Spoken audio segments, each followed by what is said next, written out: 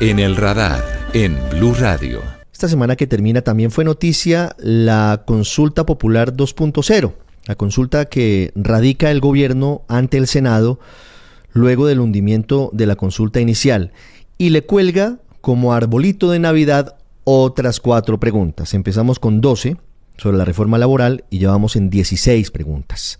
Esas últimas 4 tienen que ver con el sistema de salud, que afronta una profunda crisis que se ha agravado en los últimos 3 años y que, según el ministro actual Guillermo Alfonso Jaramillo, la crisis de la EPS tiene como objetivo que se apruebe la reforma en el Congreso de Colombia. El señor exministro de Salud, Fernando Ruiz, está con nosotros hoy en el radar. Doctor Fernando, bienvenido, gracias por estar con nosotros. Ricardo, muy buenos días, un saludo muy especial para ti y todos tus oyentes. Vamos a mirar punto a punto estas 4 preguntas para que nos dé su opinión concreta sobre las mismas, las que le cuelga el gobierno a esta consulta popular. En general, primero le pregunto, ¿qué opinión tiene de que el gobierno intente, vía consulta, sacar adelante 4 modificaciones en teoría sobre el sistema de salud en Colombia?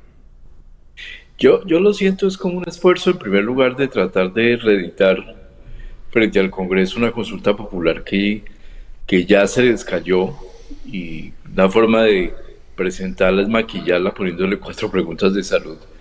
Y un segundo lo tomo como un intento de condicionar un poco a la Comisión Séptima del Senado que entrará a estudiar la reforma de la salud en los próximos días. Creo que eso actúa tanto como una especie de amenaza, y habría que ver el fondo de las preguntas que siquiera las entramos a analizar, Ricardo. La primera de ellas, exministro Ruiz, es la siguiente y la leo textual. ¿Está de acuerdo con que el gobierno compre o produzca los medicamentos necesarios para hacer la entrega completa y oportuna a los pacientes? ¿Eso tiene que pasar por consulta? Eso no tiene ninguna necesidad de consulta, Ricardo. El gobierno tiene toda la capacidad y la libertad para poder plantear proyectos de producción nacional de medicamentos. Es decir, eso no se necesita ninguna modificación de la ley. Pues no puede hacer alianzas estratégicas, puede hacer asociaciones, puede abrir proyectos a nombre propio. De hecho, el gobierno ya tiene iniciativas que producen vacunas en el país, como es el caso de Becol para productos animales, de manera que esto es una cosa totalmente redundante. La siguiente pregunta de la consulta es una que también está en el proyecto de reforma a la salud. ¿Está de acuerdo con que las EPS dejen de ser intermediarias financieras, se transformen en gestoras de salud y el ADRES pague directamente a hospitales y clínicas? ¿Esto necesariamente tiene que ir por consulta o necesariamente tiene que ir al Congreso, o podría, o de hecho ya se está haciendo a través de alguna vía por el gobierno? Mira, yo creo que eso primero, esa pregunta está mal formulada en primer lugar. Las EPS actualmente no son intermediarias financieras, son gestoras de riesgo de salud de las personas en aseguramiento de salud, que incluye obviamente el manejo de los recursos financieros. Pero yo creo que esto parte de una mala concepción del gobierno sobre lo que es el aseguramiento. No han podido entender, después de 3 años casi, qué es lo que significa asegurar la salud. Entonces lo presentan como un modelo de intermediación que no tiene nada que ver con la realidad, y que por el contrario sí es muy peligroso, porque lo que están planteando en esa pregunta es la posibilidad de transformarlas en administradoras, en lo que llaman gestoras administrativas. Y allí lo que hay sí va a ser una gran pérdida de recursos, porque vamos a generar un intermediario que no va a manejar el riesgo de las personas, sino simplemente va a facturar un porcentaje, un 5-8%, por simplemente pasar las facturas a la ADRES. Esto es un despropósito total, lo que está planteando el gobierno. Destruye el modelo de aseguramiento que ha protegido a los colombianos y lo transforma ahí sí en un modelo de completa intermediación. La siguiente pregunta, exministro, es la siguiente. ¿Está de acuerdo con que se garantice un modelo de atención primaria en salud preventivo y resolutivo con ampliación de los servicios necesarios de carácter público, privado y mixto? Ahí hay un diablillo sobre los servicios especializados, sobre los médicos especialistas. ¿Cómo ve usted esa pregunta que va a la consulta? Yo creo que esa pregunta tiene el propósito primero de hablar de un modelo preventivo. Todos estamos de acuerdo en que la prevención es importante. Nadie la está desdiciendo, todo el mundo, todos estamos de acuerdo. Entonces casi que es una pregunta que todo el mundo tiende a responder que sí. Pero viene después una parte un poquito demagógica, y es decir que los especialistas van a estar en los servicios primarios. Eso no es cierto.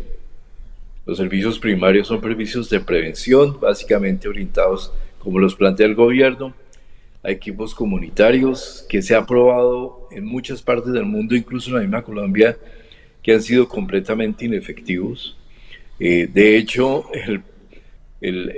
hace unos meses el propio presidente salió a decir que los equipos preventivos eran los que han controlado la fiebre amarilla, y después tuvo que salir el ministro a decir que la fiebre amarilla efectivamente no estaba controlada. Realmente hay un despropósito que tiene que ver con esa falta de claridad completa que hay alrededor de esta reforma a la salud. Y la última pregunta que le agrega el gobierno a la consulta es esta. ¿Está de acuerdo con establecer un régimen laboral especial para garantizar a los empleados y trabajadores de salud la vinculación laboral, los derechos laborales y el salario justo? ¿Qué opina de esa pregunta que está en la consulta, doctor Fernando Ruiz? Ese es el tipo de pregunta que todo el mundo tiende a responder que sí está de acuerdo, pero desafortunadamente ni el propio proyecto de ley del gobierno plantea una respuesta efectiva de cómo hacerlo.